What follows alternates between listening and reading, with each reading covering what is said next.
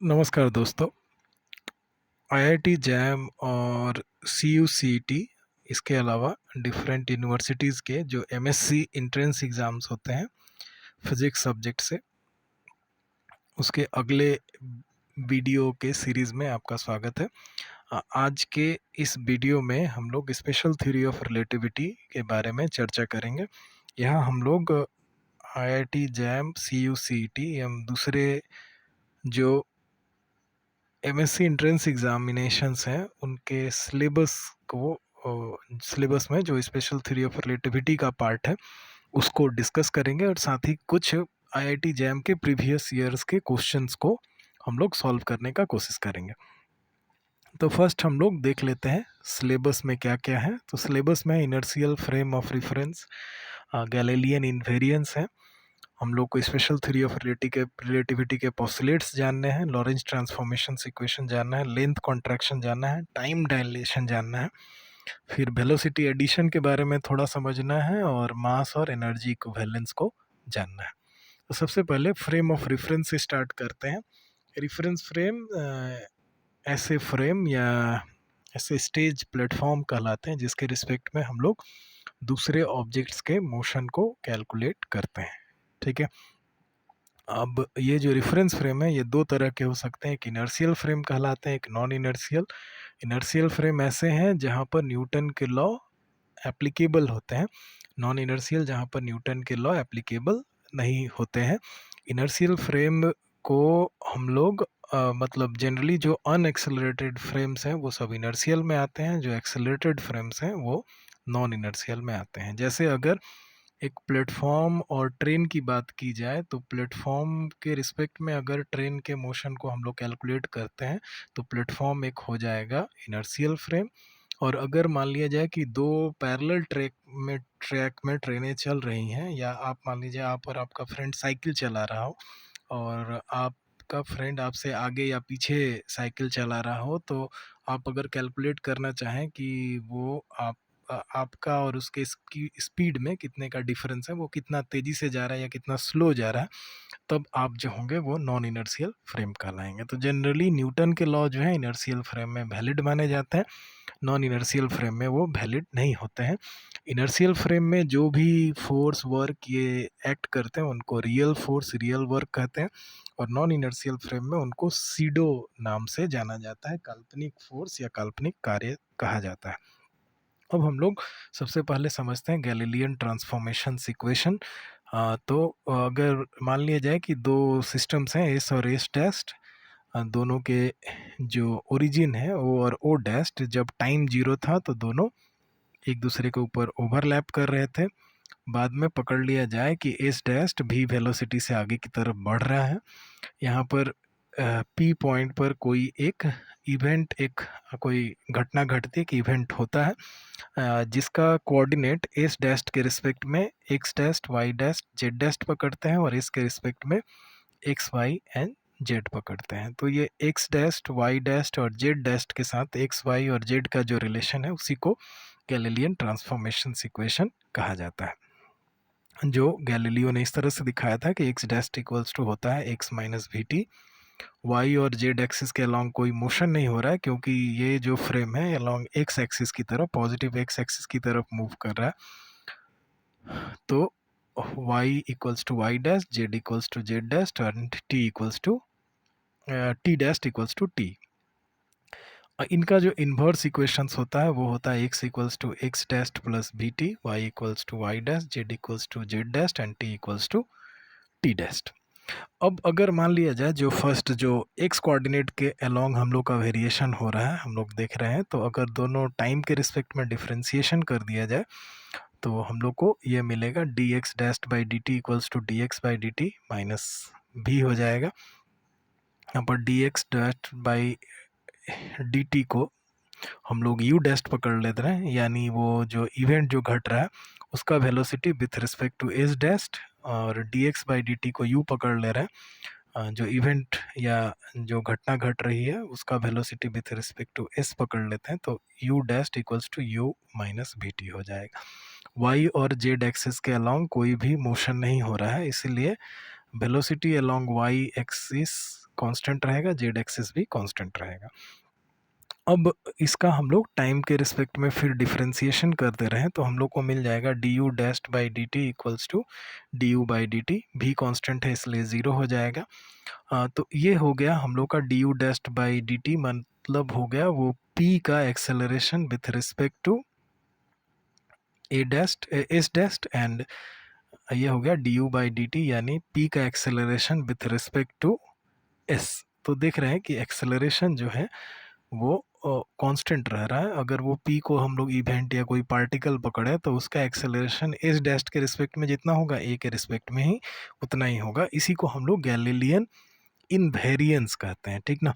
तो यानी acceleration constant रहता है। गैलीलियो ने बतलाया कि इसी तरह से अगर फोर्स हम लोग दो फ्रेम मूव कर रहे हो, दो फ्रेम मतलब एक फ्रेम स्टेशनरी है, दूसरा फ्रेम उसके रिस्पेक्ट में मूव कर रहा हो, और जो मूविंग फ्रेम है उसमें कोई एक मास पकड़ लिया जाए, तो उस पर लगने वाला फोर्स जो है वो दोनों फ्रेम के रिस्पेक्ट में सेम ही होगा। अगर वो जो मूविंग फ्रेम है उसमें कोई एक रॉड रख दिया गया तो उसका लेंथ भी दोनों फ्रेम के रिस्पेक्ट में सेम ही होगा। यानी लेंथ जो है वो इनवेरिएंट होता है, फोर्स भी इनवेरिएंट होता है, और एक्सेलरेशन भी इनवेरिएंट होता है इन गैलीलियन ट्रांसफॉर्मेशन इक्वेशंस। अब नेक्स्ट हम लोग देखते हैं postulates of special theory of relativity. तो हम लोग जानते हैं कि आइंस्टाइन ने 1905 में स्पेशल थ्योरी ऑफ रिलेटिविटी दिया था जिसके दो पोस्टुलेट्स थे। अच्छा, इसके पहले हम लोग थोड़ा और जान लें कि एक जैसे हम लोग शुरुआती दौर में लोग यहाँ तक जान पाए कि जो मैकेनिकल वेव है उनके मोशन के लिए मीडियम की ज़रूरत है। तो लोगों ने कहा कि लाइट भी एक तरह का वेव ही है और इसके प्रोपागेशन के लिए भी मीडियम ज़रूरी है, और वो मीडियम को ईथर कहा गया, ठीक ना। यानी लाइट जिस मीडियम से प्रोपागेट करता है वो ईथर कहलाता है, और अर्थ के अराउंड जो है ये ईथर मीडियम चारों तरफ फैला हुआ है। लेकिन 1887 में माइकलसन एंड मोरले, दो साइंटिस्ट ने अपना एक माइकलसन मोरले एक्सपेरिमेंट किया जिसके थ्रू ये ईथर हाइपोथेसिस के कंसेप्ट को उन्होंने नकार दिया कि ऐसा कोई मीडियम अर्थ के अराउंड नहीं है जिसमें लाइट प्रोपागेट करता है, मतलब ईथर जैसा कोई मीडियम नहीं है, ठीक। तो बहुत सारे एक्सपेरिमेंट हम लोग देखते हैं जिसके पॉजिटिव रिजल्ट को हम लोग मिलते हैं। ये पहला ऐसा एक्सपेरिमेंट था जिसमें जो नेगेटिव रिजल्ट आया, यानी ईथर नाम का कोई मीडियम नहीं है, नेगेटिव रिजल्ट आया, और वो हम लोग अच्छे तरह से सब लोग इसको मतलब एक्सेप्ट किए इस बात को। तो ये माइकलसन मोरले एक्सपेरिमेंट गया। उसके बाद हम लोग अब आ जाते हैं स्पेशल थ्योरी ऑफ रिलेटिविटी के पोस्टुलेट्स पर, जो 1905 में आइंस्टाइन ने दिया, जिसका पहला थ्योरी यही था कि फिजिक्स के जितने भी लॉ हैं वो सभी इनर्शियल फ्रेम में इक्वली वैलिड है, इक्वली सेम है। मतलब अगर कोई एक लॉ एक इनर्शियल फ्रेम में सही होता है तो दूसरे इनर्शियल फ्रेम में भी वो सही होगा। फिजिक्स का कोई अगर लॉ है तो ये सभी इनर्शियल फ्रेम में इक्वली वैलिड होंगे, ओके। यानी अगर एक इनर्शियल फ्रेम में 5 केजी के मास पर, अगर 5 केजी का मास 2 मीटर पर सेकेंड स्क्वायर के एक्सेलरेशन से जा रहा है तो 10 न्यूटन उस पर फोर्स लग रहा है, ऐसा होगा। तो दूसरे फ्रेम में भी अगर 5 केजी का मास 2 मीटर पर सेकेंड स्क्वायर के एक्सेलरेशन से जा रहा है तो हम लोग कहेंगे कि उस पर भी 10 न्यूटन का फोर्स लग रहा है। सेकेंड पोस्टुलेट्स जो ये कहता है कि वेलोसिटी ऑफ लाइट जो है वो फ्री स्पेस में कांस्टेंट होता है। यानी फ्री स्पेस में लाइट जो है एक कांस्टेंट वेलोसिटी के साथ मूव करती है, और ये जो वेलोसिटी है वो सोर्स और ऑब्जर्वर के रिलेटिव मोशन पर डिपेंड नहीं करता है, ठीक ना। सोर्स और ऑब्जर्वर अगर दोनों सब वैक्यूम में है, फ्री स्पेस में है, दोनों एक दूसरे की तरफ मूव कर रहे हैं, फिर भी लाइट का स्पीड ज्यों का त्यों रहेगा। कब? वैक्यूम में। हमेशा ये बात दिमाग में रखेंगे। और लाइट जब अगर किसी दूसरे मीडियम में प्रोपागेट कर रही है तो उसका वेलोसिटी चेंज होगा। केवल ये लॉ फ्री स्पेस या वैक्यूम के लिए ही वैलिड है। दूसरे मीडियम में जाएगा तो लाइट का स्पीड जो है वो डिक्रीज करते चला जाता है वैक्यूम में सबसे ज़्यादा होता है। ओके, तो ये दो पोस्टुलेट्स गए। इसके बाद हम लोग का लॉरेंज ट्रांसफॉर्मेशन इक्वेशन थोड़ा देखेंगे।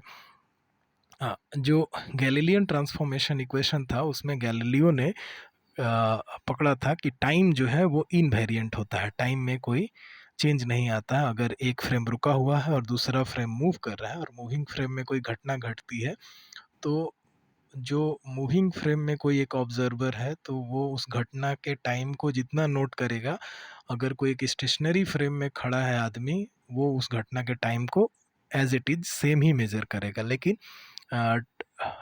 लॉरेंज ने कहा कि ए नहीं, टाइम में डिफरेंस हो जाएगा।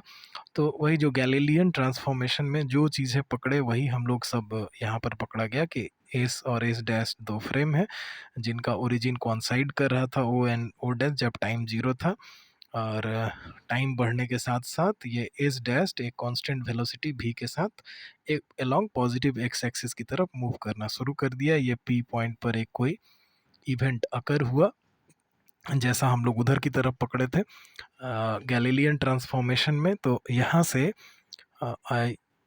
जो पी पर कोई एक पॉइंट मूव कर रहा है या कोई एक इवेंट घटा, ये पकड़ लिया गया। इसका coordinate with respect to S dashed हम लोग पकड़ लेते हैं x dashed Y dashed Z dashed and t dashed, और एस के रिस्पेक्ट में x y z and t पकड़ते हैं। तो यहाँ से एक्स डैस्ट का वैल्यू लॉरेंज ने बताया कि एक्स डैस्ट इक्वल्स टू होगा x minus we t by root over of one minus v square by c square, और वाई और जेड एक्सिस की तरफ कोई मोशन नहीं हो रहा है तो y dashed equals to y, z dashed equals to z. और टी उसने बोला कि टी जो है वो भी यहाँ पर वेरिएंट होता है और इसका value t dashed equals to x minus v x by c square by root over of one minus v square by c square हो गया। तो ये लॉरेंज ट्रांसफॉर्मेशन इक्वेशन गए। अब यहाँ से इन्वर्स लॉरेंज ट्रांसफॉर्मेशन इक्वेशंस भी एकदम जहाँ पर पॉजिटिव है उधर नेगेटिव कर देंगे ऊपर की तरफ, यानी x equals to x dashed plus v t dashed root over of one minus v square by c square, y equal to y dashed, z equals to z dashed and t equals to t dashed plus v x dashed by c square root over of one minus v square by c square. अगर मान लिया जाए कि velocity बहुत कम है तो ये जो क्वांटिटी है v square by c square इसको नेगलेक्ट कर सकते हैं, तो ये पूरा का रेशियो 1 हो जाएगा। तो ऐसे हिसाब से जो नीचे वाली मतलब ये पूरा 1 by root over of one minus v square by c square का वैल्यू 1 हो जाएगा, यानी x dashed equals to x minus we t हो जाएगा। ये तो सेम ही रहेंगे एंड टी इक्वल्स टू हम लोग का टी डैस्ट इक्वल्स टू हम लोग का टी हो जाएगा। यहाँ पर रिलेशन में थोड़ा सा मिसप्रिंट हो गया है, यहाँ पर टी होगा, ठीक ना, ये टी होगा।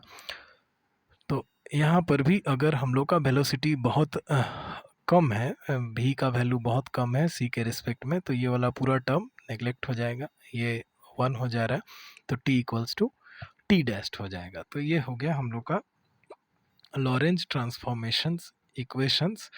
और देखा गया कि अगर वेलोसिटी बहुत कम हो तो ये Lorentz transformation equations Galilean transformation equations में कन्वर्ट हो जाते हैं। ओके, अब हम लोग देखेंगे लेंथ कॉन्ट्रैक्शन।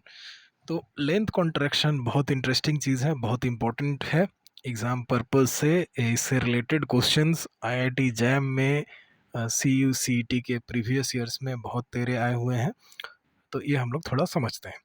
तो पकड़ लिया गया कि ये दो फ्रेम है एस एंड एस डैश, जब टाइम जीरो था तो दोनों के ओरिजिन कॉन्साइड कर रहे थे, और टाइम बढ़ने के साथ एस डैश जो है वो भी वेलोसिटी से आगे की तरफ एक्स एक्सिस की तरफ मूव कर रहा है।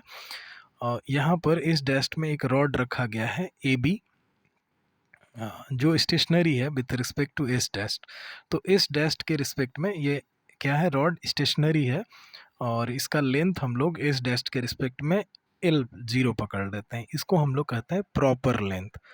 और प्रॉपर लेंथ का मतलब क्या हो गया कि अगर कोई स्टेशनरी फ्रेम के रिस्पेक्ट में किसी ऑब्जेक्ट का लेंथ जो है वो प्रॉपर लेंथ कहलाएगा। अच्छा, अब ये एस डैश जो है वो एस के रिस्पेक्ट में भी वेलोसिटी से आगे की तरफ मूव कर रहा है, तो ये रॉड भी लगेगा कि भी वेलोसिटी से आगे की तरफ मूव कर रहा है with respect to S.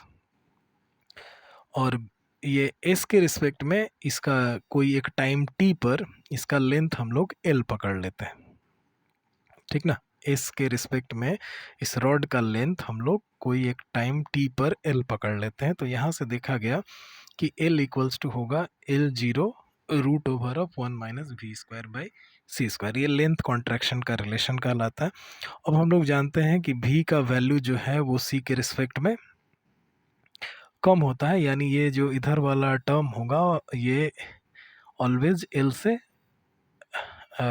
Always जो है वो ये वाला टर्म जो है वो ऑलवेज कम होगा, यानी एल का वैल्यू कम हो जाएगा और एल जीरो का वैल्यू ज़्यादा हो जाएगा, ठीक ना। ये डिक्रीजिंग क्वांटिटी है, यानी पूरा का पूरा डिक्रीज करेगा, यानी एल का वैल्यू डिक्रीज करेगा, तो L is always less than L zero का होगा, ठीक ना। यानी एल क्या था, हम लोग का लेंथ था of the rod with respect to S, and L zero था length of the rod with respect to S dashed, okay. तो यानी कोई भी अगर एक ऑब्जेक्ट मूव कर रहा है तो कोई एक स्टेशनरी फ्रेम के रिस्पेक्ट में उसका लेंथ ऑलवेज ही कम अपीयर होगा, ठीक है। कितना फैक्टर से कम अपीयर होगा, 1 - v²/c² फैक्टर में ये कम लगेगा। देखिए इसको हम लोग थोड़ा और समझ सकते हैं इस तरह से कि l/l जीरो अगर कर दें तो ये हो जाएगा 1 - v²/c²। अब देखिए ये जो रेशियो है ये ऑलवेज कितना होगा, लेस देन 1 होगा। क्यों कि 1 - v²/c² है, v का कुछ भी वैल्यू होगा तो ये रिलेशन पॉजिटिव होगा, तो 1 - पॉजिटिव यानी 1 से कम होगा, सो l is less than l zero का हो जाएगा, ठीक ना।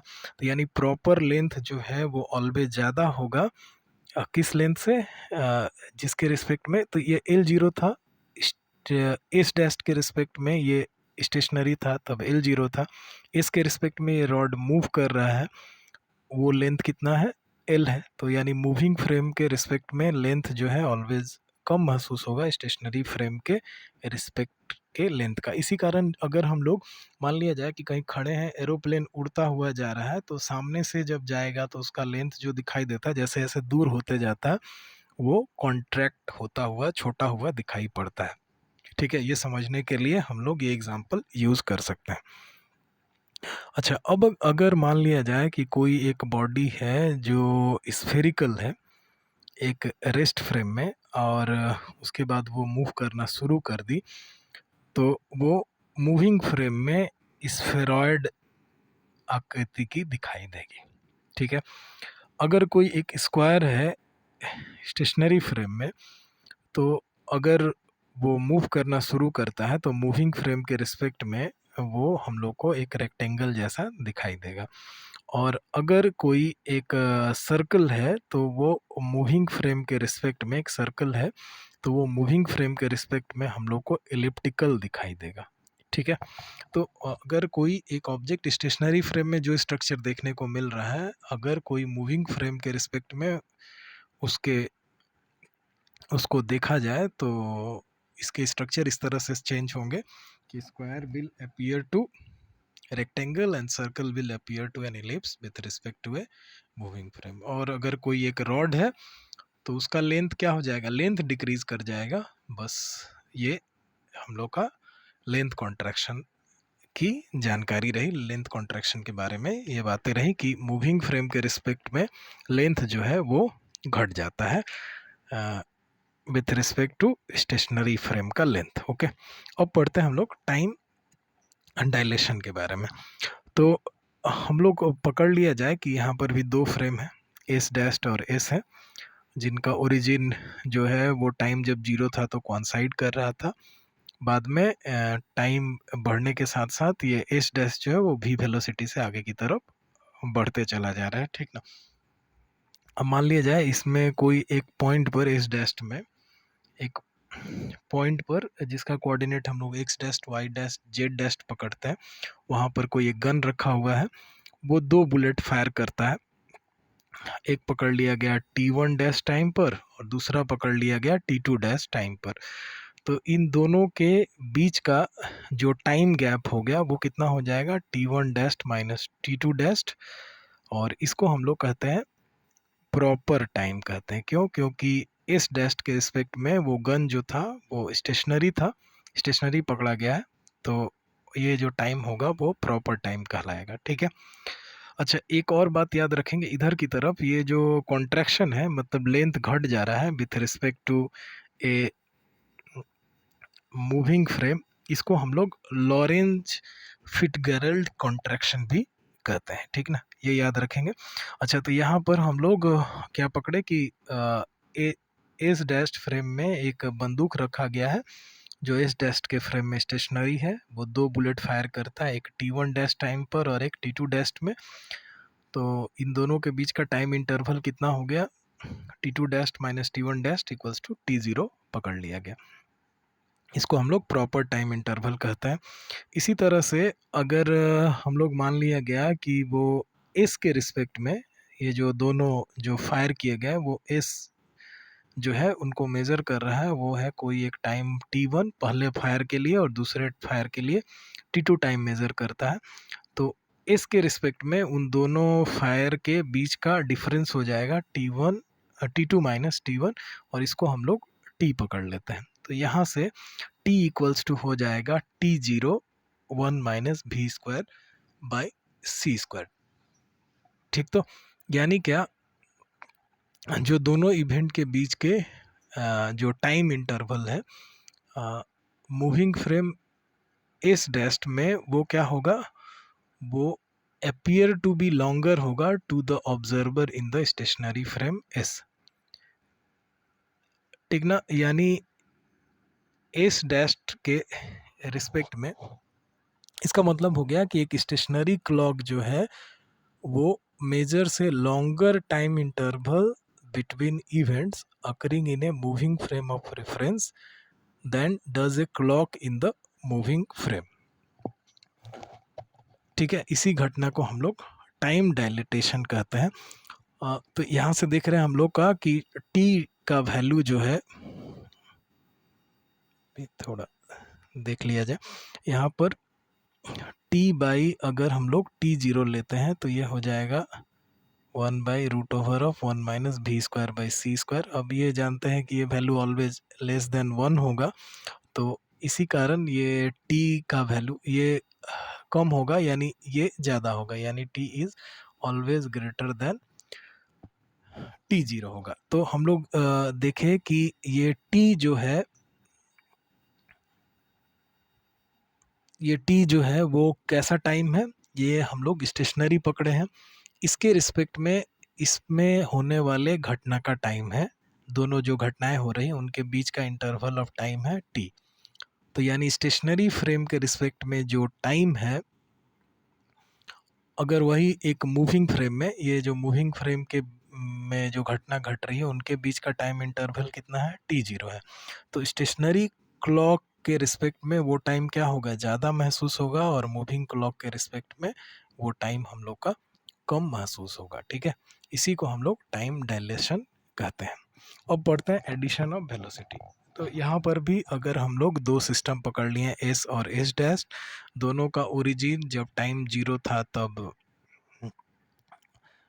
कॉन्साइड कर रहा था, जब टाइम बढ़ना शुरू हुआ तो एस डैश जो है वो भी वेलोसिटी के साथ मूव करना शुरू किया।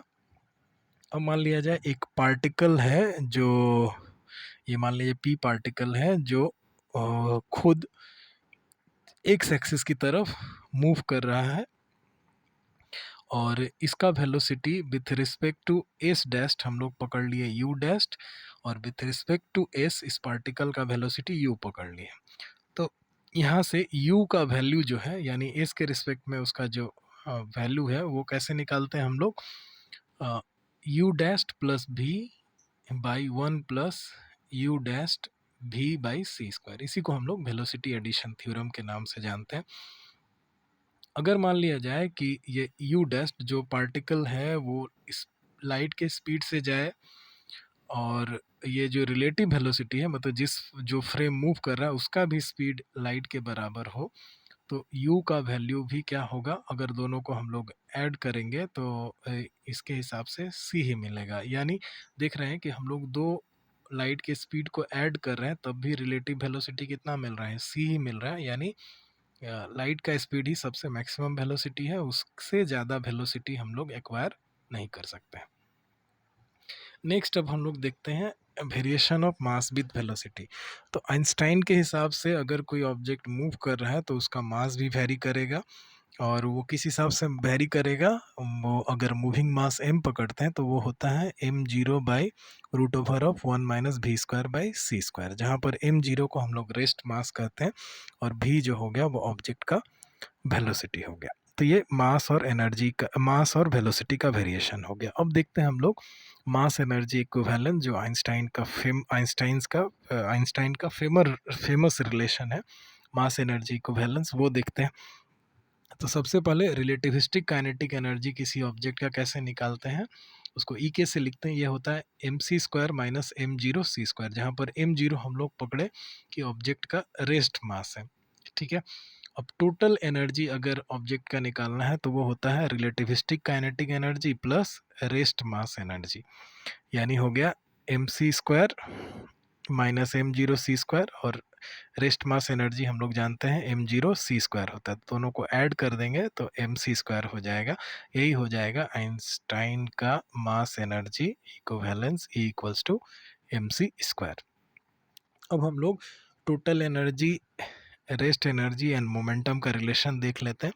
हम लोग अभी देखें कि टोटल जो काइनेटिक एनर्जी है वो कितना हो गया, टोटल ये जो हम लोग का एनर्जी हो गया वो E equals to m C square हो गया। अब m का वैल्यू हम लोग जानते हैं m zero root over of 1 minus v square by c square हो गया। अब P इक्वल्स टू एम भी होता है, यानी V equals to p m होगा, तो जहाँ पर V है वहाँ पर पी एम रख देते हैं, ठीक है। यहाँ पर फिर ऊपर नीचे इसके अंदर ही पी स्क्वायर से मल्टीप्लाई कर देते हैं, एम स्क्वायर से मल्टीप्लाई कर देते हैं। अब ये हम लोग जानते हैं E equals to m C square होता है, तो एम स्क्वायर सी स्क्वायर के C4 के जगह पर E स्क्वायर रख सकते हैं। अब इसी को बस हम लोग स्क्वायर करके, दोनों साइड स्क्वायर करके इसको हम लोग रीअरेंज कर देते हैं, तो ये मिल जाएगा famous equation E square equals to m zero square c to the power 4 plus p square c square. तो ये रिलेशन हमेशा हम लोग याद रखेंगे। तो E square equals to m zero square c to the power 4 plus p square c square. ये हो गया हम लोग का एनर्जी, मोमेंटम और मतलब वही टोटल एनर्जी, रेस्ट एनर्जी और मोमेंटम का रिलेशन। अब कुछ प्रीवियस आईआईटी जैम के क्वेश्चंस हम लोग देख लेते हैं। जैसे 2009 में क्वेश्चन आया था कि a space crew has a life support system that can last only for 1000 hours. What minimum speed would be required for safe travel of the crew between two space stations separated by a fixed distance of 1.08 into 10 to the power 12 kilometre. एक space crew के पास 1000 घंटे का ही life support system है। कितना speed से वो लोग travel करेंगे कि दो स्पेस स्टेशन जिनके बीच का distance 1.08 into 10 to the power 12 kilometre हो, उसको आराम से जिंदा कवर कर सकते हैं। तो सबसे पहली बात हम लोग देखते हैं कि यहाँ पर जो टाइम इंटरवल है वो कितना है, मतलब कितने देर का उनके पास सामान बचा हुआ है। तो ये है करीबन 1000 घंटे का। तो 1000 यानी हो गया 3600 सेकेंड से गुणा कर देंगे तो हम लोग का हो जाएगा 3.6 इंटू 10 टू द पावर 6 हो जाएगा, ठीक ना। ये 3600 सेकेंड होता है, ये एक्स्ट्रा हो गया थोड़ा सा, ठीक ना। तो 3.6 इंटू 10 टू द पावर 6 हो जाएगा सेकेंड। अच्छा, अब यहाँ पर देख रहे हैं कि यहाँ पर प्रॉपर लेंथ दिया हुआ है हम लोग का कितना, 1.08 इंटू 10 टू द पावर, ये रेस्ट फ्रेम के रिस्पेक्ट में लेंथ है, तो ये प्रॉपर लेंथ हो गया L0 इक्वल्स टू इतना। अब हम लोग को वो इंटरवल जो है कितने टाइम के भीतर कवर करना, मतलब जितना हम लोग के पास लाइफ सपोर्ट है उतने देर के भीतर ही इतना लेंथ को कवर करना है हम लोग को। ठीक है, तो अगर हम लोग मान लिया जाए कि वेलोसिटी भी है, तो वो टी टाइम के अंदर कितना लेंथ कवर करना होगा, मतलब कितना लेंथ हम लोग कवर कर सकते हैं। एल इक्वल्स टू भी इंटू टी। अब भी का वैल्यू हम लोग को नहीं पता है और टी का वैल्यू हम लोग को पता है कि इस टाइम के भीतर हम लोग इतना लेंथ कवर कर सकते हैं। अब हम लोग लेंथ कॉन्ट्रैक्शन का रिलेशन जानते हैं, l equals to l zero root over of 1 - v² by c², ठीक ना, जहाँ पर एल जीरो हम लोग का प्रॉपर लेंथ है और एल जो है हम लोग का जो वो मूविंग फ्रेम के रिस्पेक्ट में लेंथ है वो एल है, ठीक ना। ये एल जीरो को प्रॉपर लेंथ फिक्स्ड लेंथ दिया है, इसीलिए इसको प्रॉपर लेंथ पकड़ लिया गया। जब मूव कर रहा है तब उसका लेंथ चेंज होगा, जो कहलाएगा हम लोग का मूविंग लेंथ, या जो मतलब मोशन के दौरान जो लेंथ होगा उसको हम लोग एल से डिनोट कर दिए। तो ये कितना हो जाएगा, वेलोसिटी इनटू टाइम। अब ये रिलेशन होता है, हम लोग जानते हैं। एल के जगह पर हम लोग ये वैल्यू पुट कर देंगे, एल जीरो के जगह पर हम लोग ये वैल्यू पुट कर देंगे और इसको सॉल्व करेंगे तो हम लोग को मिल जाएगा v इक्वल्स टू c/√2। तो ये हो गया पहला क्वेश्चन 2009 का। अब नेक्स्ट देखते हैं 2012 का। ये क्वेश्चन दिया है कि light takes 4 hours to cover the distance from sun to Neptune. 4 घंटे लगते हैं लाइट को सन से नेपच्यून का डिस्टेंस कवर करने में। if you travel in a spaceship at a speed of 0.99 c, the time required to cover the same distance measured with a clock on the spaceship will be approximately। Light को लगता है 4 घंटा। अगर आप 0.99 c के speed से travel कर रहे हैं तो वो सेम डिस्टेंस कवर करने में, अगर आप एक स्पेस शिप से जा रहे हैं जिसका स्पीड इतना है और आपके पास एक घड़ी है, तो उस घड़ी के हिसाब से कितना टाइम लगेगा, यानी मूविंग फ्रेम एक घड़ी जो हम लोग के साथ है वो कितना टाइम मेजर करेगी। तो हम लोग ये the time required to cover the same distance measured with a clock on the spaceship will be approximately। तो ये स्पेसशिप पर जो घड़ी है, जो टाइम वॉच हम लोग के साथ है, वो जो टाइम मेजर करेगा उसका वैल्यू कितना हो जाएगा, 4 × 60 यानी 240 मिनट्स। वेलोसिटी दिया है इतना। अब हम लोग जानते हैं कि वो टी का वैल्यू कितना होता है, t equals to t zero root over of 1 - v² by c²। यहाँ पर टी का वैल्यू रख देते हैं, सॉल्व करके हम लोग टी जीरो का वैल्यू निकालेंगे तो ये कितना हो जाएगा, 34 मिनट हो जाएगा, ठीक ना। तो 34 मिनट ये क्लियर हुआ ना। यहाँ पर एक बात ध्यान से देखेंगे कि ये जो 4 घंटे लाइट को लग रहे हैं सन से नेपच्यून पर जाने पर, और हमारे साथ जो स्टॉप वॉच रखा गया है उसमें टाइम पूछा है। तो हम लोग ये जो टाइम डायलेशन का थ्योरी जो पढ़े तो वहाँ पर एक बात ध्यान दिए होंगे कि टी जीरो जो टाइम था वो किसके साथ था, ये स्टेशनरी फ्रेम के रिस्पेक्ट में, मतलब एस डैश के रिस्पेक्ट में जो घटना घटी वो।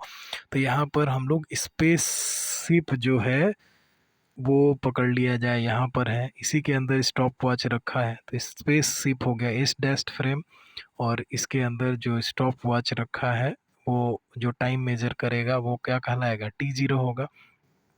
इसी कारण हम लोग ये जो टाइम इंटरवल है वो टी जीरो निकाले हैं और टी हम लोग का दिया हुआ है कितना टाइम एग्जैक्टली लगता है, ठीक ना। और ये टी जीरो हो गया हम लोग का प्रॉपर टाइम जो हम लोग के साथ स्टॉप वॉच है उसमें मेजर किया हुआ टाइम। अच्छा, नेक्स्ट क्वेश्चन देखते हैं 2013 का। ये दिया है कि space ship S1 leaves the earth along the positive x direction. ये S1 पॉजिटिव x एक्सिस में जा रहा है। Another spaceship S2 leaves the earth along the direction which makes an angle of 60 degree with x axis. दूसरा जा रहा है 0.9 के ही। अच्छा, दूसरा जो जा रहा है वो एक्स एक्सिस के साथ 60 डिग्री का एंगल बना के जा रहा है। S1 का और S2 का जो स्पीड है अर्थ के रिस्पेक्ट में, कोई एक ऑब्जर्वर है उसके रिस्पेक्ट में या अर्थ के रिस्पेक्ट में 0.6 सी है एंड 0.9 सी है। तो बताना है कि S2 जो है वो S1 के स्पीड को कितना मेज़र करेगा, यानी रिलेटिव वेलोसिटी हम लोग को निकालने का है। तो सबसे पहली बात हम लोग क्या करेंगे, इसका भी एक्स कंपोनेंट निकाल लेंगे, दोनों को एक डायरेक्शन में लेकर आएंगे और फिर हम लोग रिलेटिव वेलोसिटी जो वेलोसिटी एडिशन थ्योरम है उसके थ्रू निकाल लेंगे। ठीक है, तो देखा जाए कि हम लोग x component of S1 and S2 का वेलोसिटी का कितना हो जाएगा। तो V1 कितना है हम लोग देख रहे हैं 0.6 सी है, इसको हम लोग U डैश पकड़ लेते हैं। और V2 कितना है, इसका 60 cos 60 निकाल लेंगे। हम लोग जानते हैं वेक्टर में इसी तरह से ना तोड़ते हैं कि अगर ये एंगल 60 है, ये P है, तो ये कितना हो जाएगा P cos थीटा हो जाएगा। तो इसी तरह से 0.9 C इंटू cos 60 डिग्री हो जाएगा। ये हम लोग V2 पकड़ लिया गया, यानी V2 निकाला गया। अब इस वेलोसिटी का एक्स कंपोनेंट, V2 नहीं इसका एक्स कंपोनेंट, ठीक है, और इसको हम लोग U पकड़ लेते हैं। तो अब रिलेटिव वेलोसिटी का फॉर्मूला हम लोग जानते हैं, U equals to V dashed U dashed plus V 1 plus U dashed V by c square होता है। तो यहाँ पर हम लोग U डैश्ड और U का वैल्यू रख देते हैं और सॉल्व करके V का वैल्यू निकाल देंगे। तो देखेंगे कि इसका वैल्यू 0.21 C के बराबर चला आया। ठीक ना, हम लोग याद रखेंगे कि वहाँ पर भी देखें कि थे जब वेलोसिटी एडिशन पढ़ रहे थे तो वहाँ पर U डैश्ड और U क्या था, उस ऑब्जेक्ट का वेलोसिटी था विथ रिस्पेक्ट टू एक एस डैश्ड फ्रेम के रिस्पेक्ट में और एस फ्रेम के रिस्पेक्ट में। ठीक ना, तो यहाँ पर भी जो वेलोसिटी है उन ऑब्जेक्ट्स का या स्पेसशिप्स का, उसी को हम लोग U डैश्ड और U से पकड़ेंगे। और भी जो है हम लोग वो फ्रेम का रिलेटिव वेलोसिटी निकाले थे, तो यहाँ पर भी जो है वो एक दूसरे का रिलेटिव वेलोसिटी दिखाएगा, कितना ज़्यादा वेलोसिटी से जा रहा है या कम वेलोसिटी से जा रहा है। अब नेक्स्ट देखते हैं 2015 का question. A rod is moving with speed 0.8 c in a direction 60 degree to its own length. एक रॉड जो है वो 0.8 c से मूव कर रहा है अपनी लंबाई के 60 डिग्री, अपनी लंबाई से 60 डिग्री का एंगल बना के मूव कर रहा है। तो बताना है कि percentage contraction in the length of the rod कितना होगा। मतलब जो इधर लंबाई है उससे ये 60 डिग्री का एंगल बनाकर कोई एक वेलोसिटी लेकर मूव कर रहा है, जिस वेलोसिटी का वैल्यू कितना है 0.8 c है।